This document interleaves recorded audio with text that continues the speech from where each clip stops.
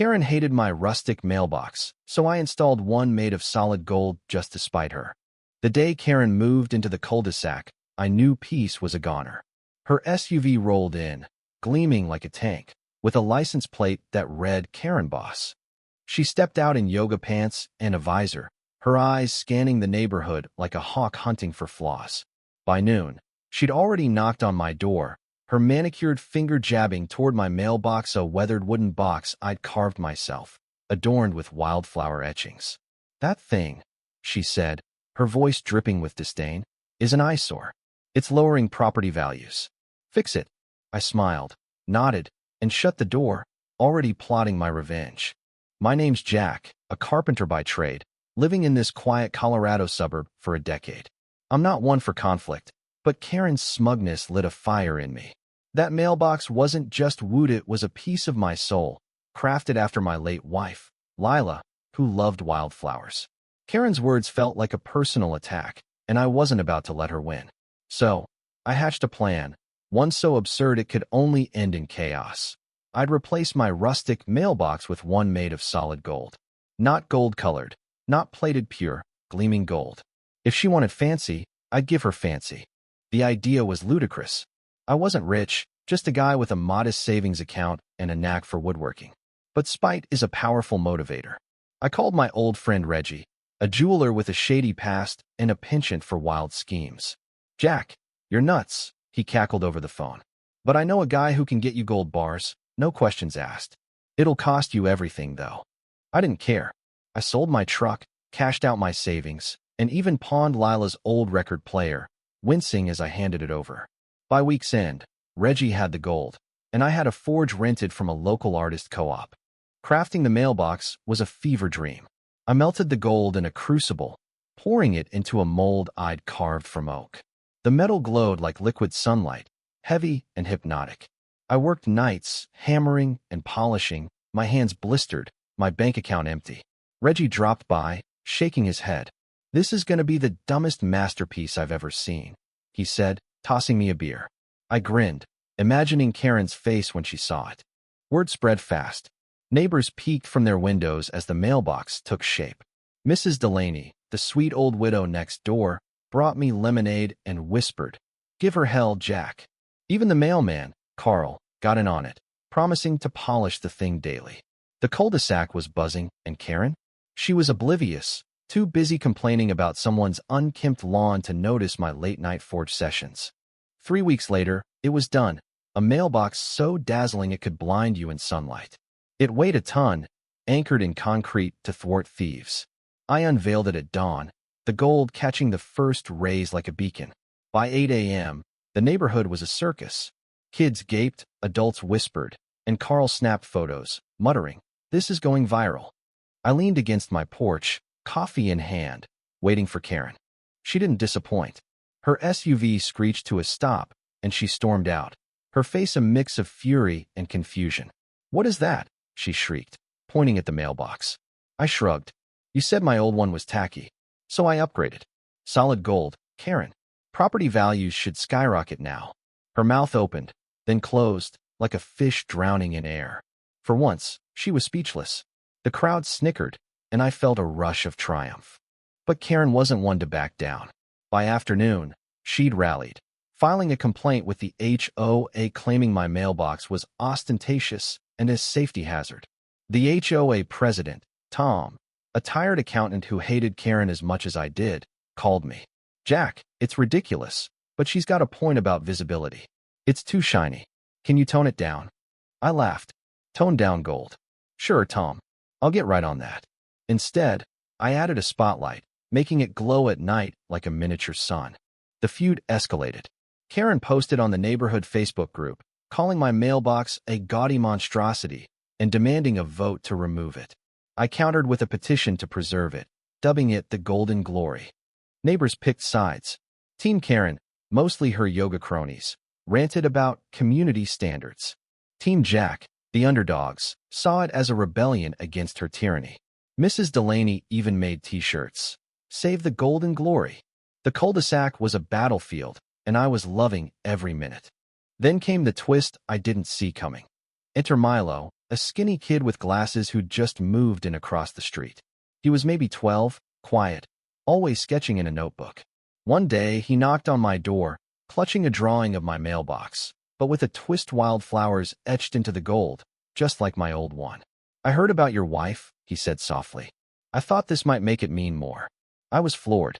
This kid, a stranger, had seen the heart of my fight when I'd nearly forgotten it myself. Milo's drawing hit me hard. I'd started this to spite Karen, but I'd lost sight of Lila's memory in the chaos. I invited Milo in, and he told me his story. His mom was sick, and they'd moved here for treatment. He drew to cope, pouring his fears into art. "Your mailbox," he said, "it's like a superhero. It stands up to bullies." I choked up, realizing my petty war had inspired someone. I promised to etch his design into the gold, and Milo beamed, his shy face lighting up. The next day, I started carving, Milo sketching beside me. Karen, predictably, lost it. She marched over, waving her phone. "This is vandalism. You're defacing public property." I rolled my eyes. "It's my mailbox, Karen. And it's art now." Milo piped up, voice trembling. "It's for my mom. She loves flowers." Karen froze, her venom faltering. For a split second, I saw something human in her eyes, guilt, maybe? But she huffed and stormed off, muttering about lawyers. The etching took days, Milo's wildflowers blooming across the gold. Neighbors stopped by, moved by the story. Even some of Karen's allies softened, bringing Milo cookies and asking about his mom. The mailbox wasn't just mine, Anna Maria, it was ours, a symbol of defiance and hope. But Karen wasn't done. She escalated to City Hall, claiming the mailbox violated zoning laws. A hearing was set, and the neighborhood braced for war. The night before the hearing, I couldn't sleep. I sat on my porch, staring at the mailbox, its flowers glowing under the spotlight. Milo's words echoed.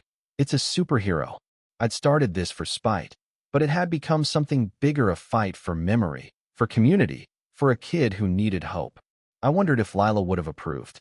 She'd always said, "Build something beautiful, Jack, even when it hurts." I hoped I had. The hearing was a circus. Karen, in a power suit, presented a slideshow titled The Golden Menace, complete with glare complaints and property value charts. I countered with Milo's drawing, telling the story of Lila and Milo's mom. The room fell silent, even the counselors tearing up. Mrs. Delaney testified, calling the mailbox a work of heart. Carl, the mailman, deadpanned. "It's the best stop on my route." Laughter broke the tension, and I thought we'd won. But Karen had an ace, a city ordinance banning reflective structures over a certain size. The council, bound by law, ruled against me. The mailbox had to go. I was gutted, but Milo squeezed my hand. "It's okay, Jack. It already did its job." I nodded, but inside, I was raging. Karen smirked, victorious, and I wanted to hate her. But Milo's words kept me grounded. That night, I planned one last act of defiance. I'd remove the mailbox, but not quietly. I called Reggie, who laughed so hard he choked. "You're a legend, Jack." We worked till dawn, neighbors joining in, Milo sketching the whole scene. By morning, the cul-de-sac was ready for the finale, stunt so wild it'd be unforgettable. The morning of the mailbox's removal was crisp, the Colorado sky a mocking shade of blue. I stood on my lawn, surrounded by neighbors who'd become comrades in this absurd war. The golden mailbox gleamed, Milo's wildflower etchings catching the light like a final defiant wink. Karen's SUV was parked across the street, her silhouette visible through the tinted windows, watching like a vulture. I'd lost the legal battle, but I wasn't going down without a fight. My plan was reckless, theatrical, and probably illegal, but it was perfect. Reggie arrived at dawn, hauling a rented crane and a grin that could outshine the mailbox itself. "You sure about this, Jack?" he asked, adjusting his cap. I nodded. "Let's make it unforgettable." Mrs. Delaney handed out coffee, her eyes twinkling with mischief. Milo clutched his sketchbook, his small frame buzzing with excitement. Carl, the mailman, had taken the day off to witness history, as he put it. The cul-de-sac was a stage, and we were ready for the curtain call. The plan was simple. We'd remove the mailbox, but not before turning it into a spectacle. I'd hired a local band, the Rusty Strings, to play a mock funeral dirge. Reggie had rigged a platform to lift the mailbox skyward, draped in a velvet cloth like a royal coffin. Neighbors brought flowers, wildflowers, in honor of Lila and Milo's mom. The idea was to make Karen's victory feel hollow, to show the neighborhood's heart couldn't be legislated away. But there was a twist I hadn't told anyone, not even Milo. I'd been working on something in secret, and it was about to change everything. As the band struck up a mournful tune, the crane hummed to life. The mailbox rose, gold flashing like a fallen star. Neighbors gasped, some laughing, others wiping tears. Mrs. Delaney tossed a daisy onto the platform, whispering, "For Lila." Milo added a sketch, his fingers trembling.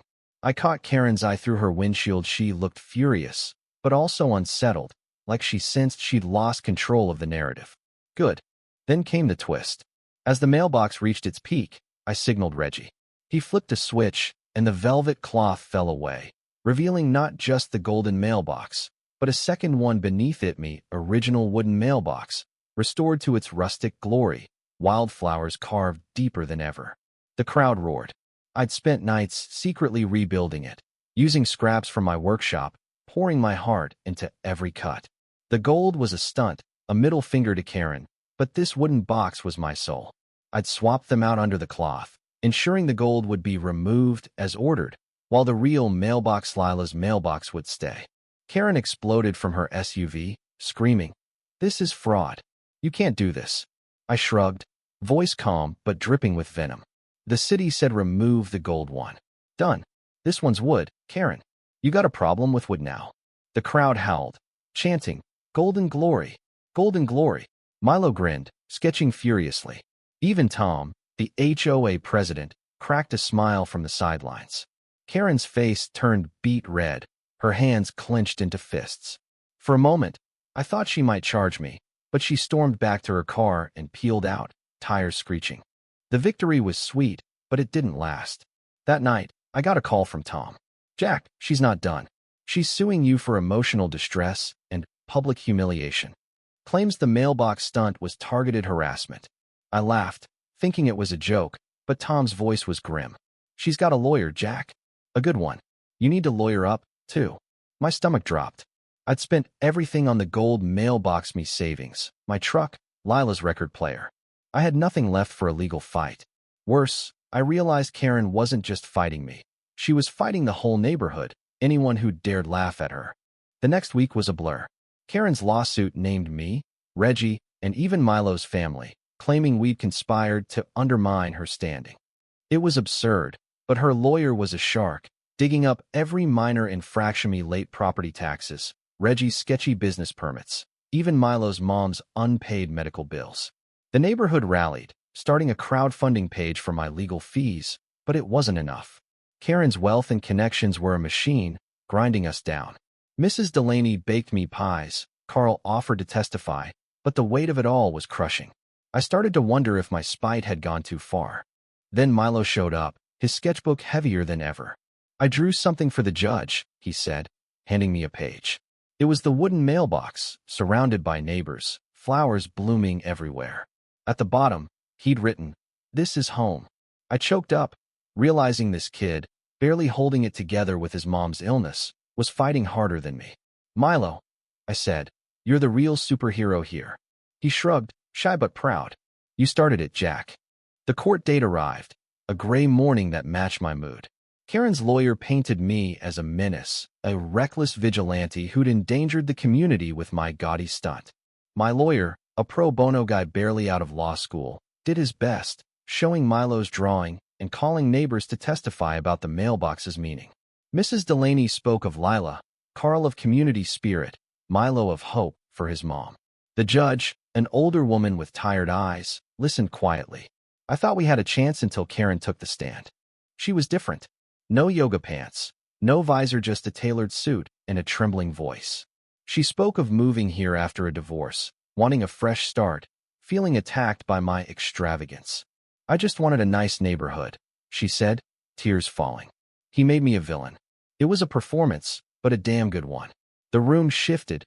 Even my allies looked uneasy. I realized Karen wasn't just a caricature, she was human, broken in her own way. My spite had blinded me to that. The judge ruled in her favor. The wooden mailbox had to go, 2 deemed an extension of the harassment. I was ordered to pay Karen's legal fees, a sum that'd bankrupt me. The neighborhood was stunned, the crowdfunding page flooded with angry comments. But it was over. That night, I took down the wooden mailbox, my hands shaking as I unbolted it. Milo watched, silent, his sketchbook closed. "I'm sorry, kid," I whispered. He hugged me, saying nothing. The final blow came a week later. Milo's mom passed away. The news hit like a sledgehammer. At the funeral, I saw Karen, of all people, in the back, head bowed. She didn't speak, just left a bouquet of wildflowers on the casket. I wanted to hate her, but I couldn't. Her tears in court, her flowers, no, it didn't erase her cruelty, but it showed something I'd ignored: pain. Maybe her fight wasn't just about control. Maybe it was about surviving her own losses. I'd been so caught up in my war, I'd missed it. I moved away a month later, selling my house to pay the legal debts. The new owners replaced the mailbox with a generic metal one, erasing Lila's memory. Milo's family moved, too, chasing cheaper rent. The cul-de-sac felt empty, the golden glory of fading legend. I heard Karen sold her house soon after, vanishing as quickly as she'd arrived. Some said she'd won, others that she'd lost as much as I had. I didn't care anymore. Spite had cost me everything: me savings, my home, my peace. Lila's wildflowers were gone, and so was the man who'd carved them. Years later, I got a package from Milo. Inside was his sketchbook, filled with drawings of the mailbox, the neighborhood, Lila's flowers. A note read, "You taught me to fight, Jack, even when it hurts." I cried, holding the pages, realizing the real cost of my war wasn't money, it was the community we'd built and lost. The mailbox was just a thing, but what it stood for: love, defiance, hope, was everything. I'd fought Karen to honor Lila, but I'd forgotten her true lesson: build something beautiful, not destructive. So what's the verdict? Was I right to fight Karen's tyranny with a golden middle finger, or did my spite spiral into a tragedy that broke more than it built? Was Karen the villain, or just another soul lashing out in pain? Share your thoughts. Where do you draw the line between standing up and burning it all down?